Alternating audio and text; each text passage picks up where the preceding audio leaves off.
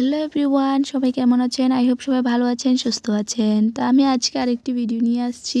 গতকালকে বলেছিলাম যে বাবা বোনের বাড়িতে যাচ্ছে, তো আজকে বিকালবেলা চলে আসলো বাবা বোনের বাড়ির থেকে।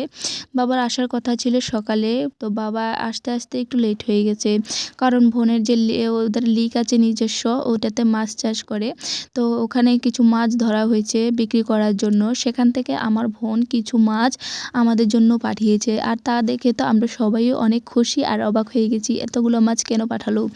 তো আমরা জানি আমাদের এখানে মাছের দাম অনেক বেশি, তো বাবা নাই করেছিল দেওয়ার জন্য, তারপরও বোন মাছগুলো দিয়ে পাঠিয়ে দিয়েছে বাবার হাতে। আর সে মাছগুলোই আমার মা এখন করছিল।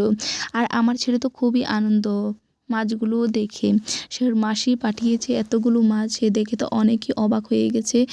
আর অবাকে অনেক নাচা শুরু করেছিল, দেখেন অনেক আনন্দ করছে মাছগুলো দেখে। আর আমার মা বসে কাটছিল। আর এই দেখেন বিকালবেলাটা অনেক অন্ধকার হয়ে আসছে, এখন প্রায় বিকাল 5টা বেজে গেছে এখন, তো আরেকটু পর অন্ধকার হয়ে যাবে। আর আমি মাছের পুরো ভিডিওটা আপনাদেরকে দেখাতে পারবো না, সেই জন্য কিছু ভিডিও আমি করে আপনাদের মাঝে একটু শেয়ার করবো ভাবলাম। তো এইটুকু ভিডিও আপনাদেরকে দেখাবো, পরে ভিডিওটা আমি ফুল ভিডিওটা দেখাতে পারবো না। এরপরে মা মাছগুলো যখন কুটে ধুয়ে নিয়ে আসবে তখন আবারও আপনাদের সাথে শেয়ার করব। তো এই যে মা মাছগুলো ধুয়ে কুটে নিয়ে আসলো, এখন অনেকগুলো মাছ হয়েছিল, প্রায় এক বলখানা মাছ হয়েছে।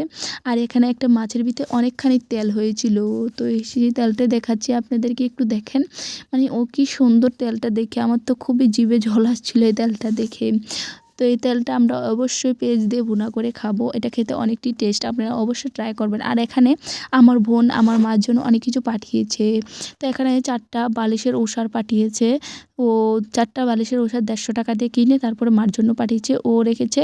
তা আবার মার জন্য একটা মশারি কিনে রেখেছে, আমাদের ঘরে একটা মশারি একটু ছিঁড়ে গেছে, সেই জন্য আরেকটা মশারি নতুন কিনে আমার বোন আমার মাকে দিয়ে দিল।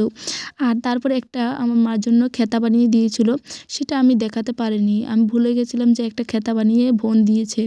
তো খেতাটাকে আমি দেখাতে পারিনি, অবশ্যই সেটা রাখা ছিল খাটের উপরেই, কিন্তু আমার ভুলবশত আমি আপনাদেরকে সেটা দেখাতে পারিনি। তো নেক্সট টাইমে আপনাদের সাথে আমি অবশ্যই সেই ভিডিওটা শেয়ার করব।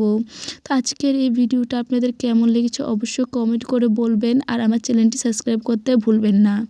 আর তারপর এসে দেখি আমার ছেলে এখানে পড়তে বসেছে, কারণ অনেক সন্ধ্যা হয়ে গেছে আর এখন পড়াতে বসেছি। তো ওকে বললাম তুমি লেখাটাকা শেষ করো, তোকে বললাম আমি কী লিখবো, তোমার যা ইচ্ছে তাই লেখো। তো আপনাদের এই ভিডিওটা কেমন লাগছে অবশ্যই বলবেন। আল্লাহ হাফেজ।